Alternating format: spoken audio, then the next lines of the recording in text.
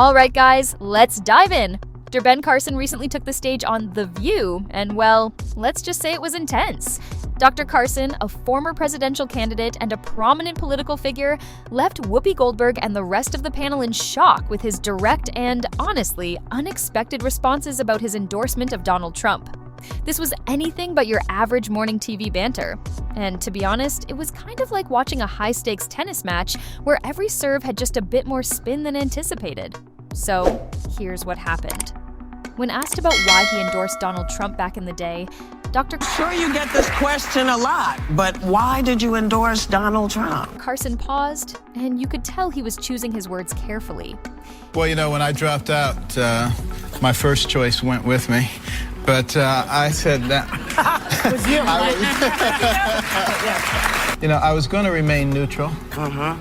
But then I realized that, you know, the political establishment was aligning to protect their turf. And they don't like the ideal of people who are not beholden to them and who cannot be controlled coming into Washington, D.C.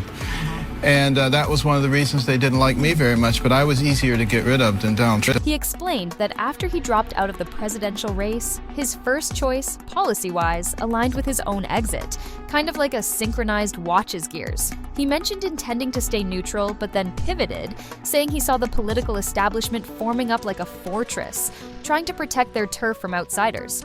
They weren't too pleased about someone like Trump, who, according to Dr. Carson, couldn't be controlled by traditional political levers. And this part was key, right?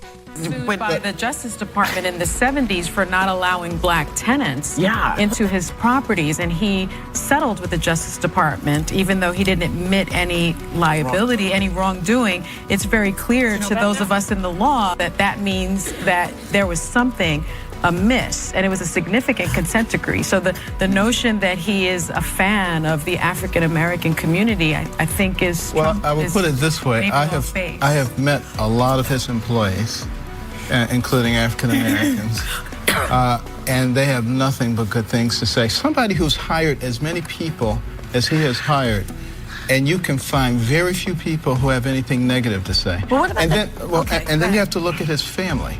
I always say one of the ways that you measure a person is looking at their children. Because it challenges the very heart of how Washington operates. Whoopi Goldberg, never one to back away, questioned Dr. Carson about Trump's controversial remarks, especially concerning women. She asked, "You're Ben Carson. Why would you align with someone who's made such derogatory remarks?" Right there, guys. Dr. Carson offered a perspective, saying he tries to weigh both the good and the bad in every person, admitting Trump has had his share of controversial moments. Sir, I hate to ask this question, but you have aligned yourself with a man who has bashed women, made countless racist remarks, and you're Ben Carson. Why would you align yourself with that? Well, you know, you have to look at the good and the bad. There is no perfect person. No, I know that. But you know, you look at when Donald Trump first went down to Palm Beach area, and you know, a lot of the clubs down there would not accept Jews and blacks. He insisted on Jews and blacks and helped to break that open. So has he said some things that I wouldn't say or that you wouldn't say? However, he also pointed out rare instances showing Trump standing against discrimination, like in his business practices in Palm Beach. And how do their children act? One's a big game hunter. I'm not thrilled with that. Well, I mean, that's your privilege. But the fact of the matter is, you know, they have been raised very well. They're very respectful. And, you know, I look at a lot of kids who come from very wealthy families, and I am appalled at what I see.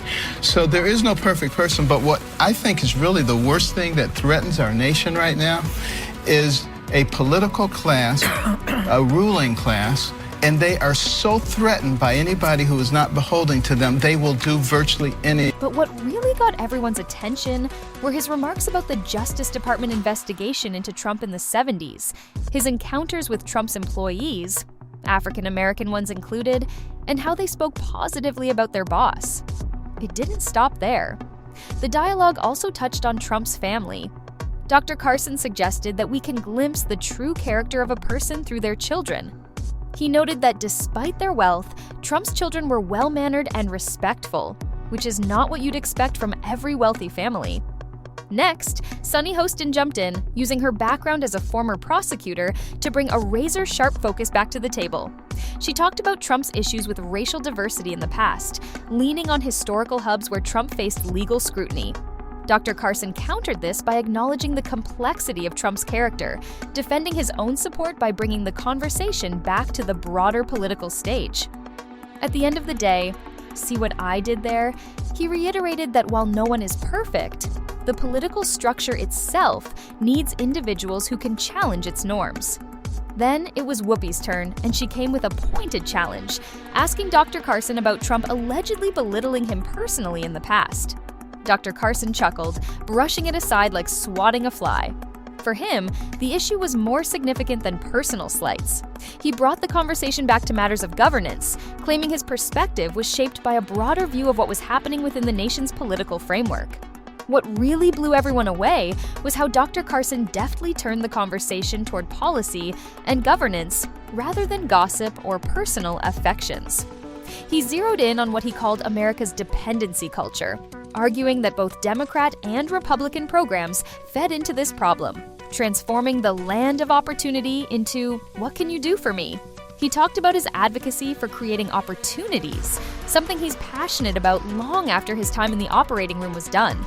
For comic relief, or maybe it was meant for dramatic effect, Whoopi prodded at his history with Trump, like when Trump supposedly likened Carson to a child molester. But cool as a cucumber, Dr. Carson stayed unflustered. Instead, he asserted that focusing on such remarks misses the point about bigger issues facing America.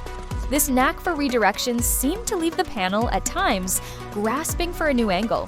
Throughout this verbal chess match, there was a running theme of First Amendment rights, and how, according to Dr. Carson, political correctness was, stifling the heart of American freedom.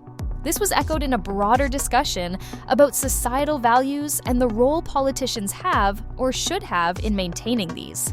At one point, he even opined that the left leans toward rhetorical violence more often than not. Sunny shot back that the right has its agitators too. It was, a kind of back and forth where neither side wanted to give an inch. What also became clear during the show was that The View hosts, especially Whoopi and Sunny, regularly challenge guest opinions, especially when those opinions include support for someone as polarizing as Trump.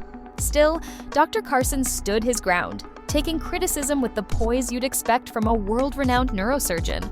Right toward the end, the conversation circled back to an all-important question. Where does Dr. Carson see the American political scene headed? He warned about what he perceives as elitism, a ruling class, that he feels controls political discourse and policy.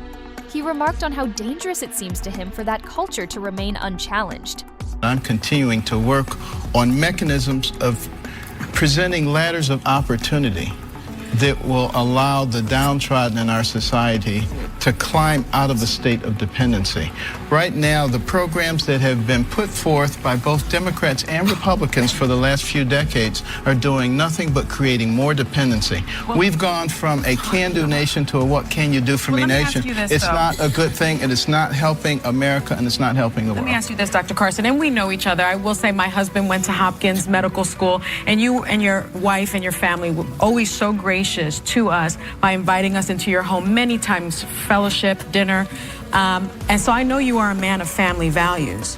What do you make of the fact that Donald Trump just yesterday is attacking Ted Cruz's wife based on her looks? Look, I do and not. has attacked other women. I do not condone any of that. What I'm trying to say is, it's these moments when differing opinions clash in real time, with cameras rolling, mind you, where viewers get more than a headline. You get insights, unscripted reactions, and occasionally a little bit of awkwardness that comes from live TV.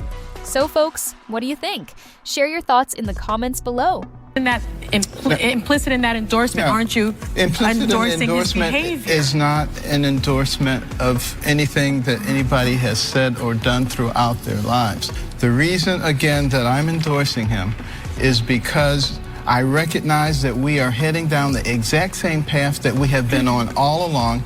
These political types are very slick, and they get you to believe that everything's different now. Now we're going to be wonderful people, and we're not going to be doing this to the populace anymore. And that is absolutely not true. You're missing my point. What's your point? What is the point? What is it? You're missing the point. The point is that we have to focus on the things that are essential to America, like First Amendment rights, not personalities. That's the problem. We always want to focus on personalities. But you've met with Donald Trump behind closed doors. Have you seen any evidence that he's really not the bombastic, sort of baiting personality? Do you think Dr. Carson made valid points? Or do you side with the View panel in their critique? Let us know down there. And as always, if you enjoyed today's episode, a thumbs up would be amazing. It seriously helps more than you might think. Thanks for checking in, and see you next time.